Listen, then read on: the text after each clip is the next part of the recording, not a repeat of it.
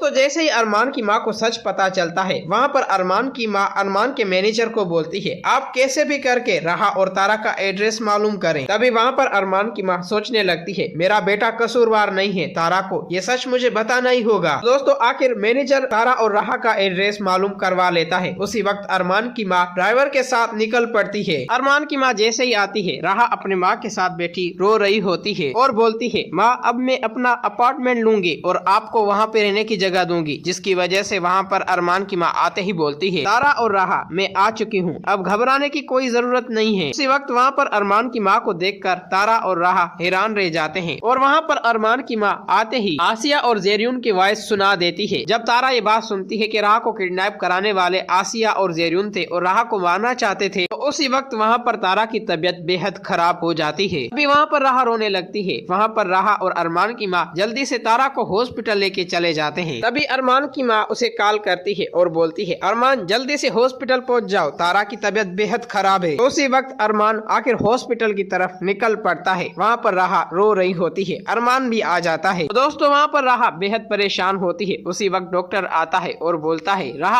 आपकी माँ आपसे मिलना चाहती है। उसी वक्त अरमान, राहा और अरमान की माँ एक साथ तारा के पास आते हैं। तभी तारा राहा का हाथ पकड़ती है और बोलती है, बेटी जो कुछ भी तुम्हारी जिंदगी में मुश्किलातें आई मेरी वजह से, मुझे माफ कर देना। तभी राहा बोलती है, माँ आप ये कैसी बातें कर रही हैं। उसी वक्त तारा अरमान को बुलाती है, अरमान का हाथ पकड़ती है, राहा के हाथ में दे देती है और बोलती है, अरमान बेटा मैंने तुम्हें गलत समझा, लेकिन मुझे क्या पता था हमारे अपने ही दुश्मन निकलेंगे। अरमान तुम अभी और इसी वक्त राहा से शादी कर लो। ये बात सुनते हुए वहाँ पर अरमान की माँ और अरमान बेहद खुश हो रहे होते हैं। वहाँ पर राहा को कुछ भी समझ नहीं आ रहा होता। तो उसी वक्त वहाँ पर अरमान अपने मैनेजर को कॉल करता है और बोलता है, जल्दी से मौलवी को लेकर हॉस्पिटल में पहुँच जाओ, आज मेरा और राहा का निकाह है। ये बात सुनते हुए वहाँ पर मैनेजर बेहद खुश हो रहा होता है। तभी वहाँ पर राहा अपनी माँ को बोलती है, माँ आपने इतना जज्बाती फैसला क्यों किया। इसकी वजह से वहाँ पर तारा राहा को बोलती है, बेटी मैं अब तुम्हें और अकेला नहीं देख सकती, यहीं तक कि हमारे पास अब रहने का कोई भी इंतजाम नहीं है, हम दरपदर हो रहे हैं। मैं यही चाहती हूँ कि तुम अभी और इसी वक्त अरमान से शादी कर लो। उसी वक्त अरमान का मैनेजर मौलवी को लेकर आ जाता है। मौलवी साहब आते ही राहा और अरमान का निकाह पढ़ा रहे होते हैं। वहाँ पर राहा अरमान की तरफ देख रही होती है। उसी वक्त वहाँ पर अरमान राहा को पाकर बेहद खुश हो रहा होता है। वहाँ पर मौलवी राहा से पूछता है, क्या आपको अरमान से निकाह कबूल है। उसी वक्त वहाँ पर राहा हाँ बोल देती है। अरमान ये सब कुछ देखकर अपनी माँ को बोलता है, माँ जो आप चाहती थी आखिर आपको मिल ही गया। जिसकी वजह से वहाँ पर अरमान की माँ बेहद खुश हो रही होती है। वहाँ पर राहा अरमान को बोलती है, अरमान कुछ भी हो जाए तुम्हें मेरे दुश्मनों से बदला लेना ही होगा, जो कुछ भी उन्होंने मेरे साथ किया है। जिसकी वजह से वहाँ पर अरमान बोलता है, राहा तुम घबराओ मत, वो बहुत जल्द अपने अंजाम तक पहुँच जाएंगे। तो दोस्तों आप लोगों को भी अगर राहा और अरमान की जोड़ी अच्छी लगी है तो इस वीडियो को लाइक करें।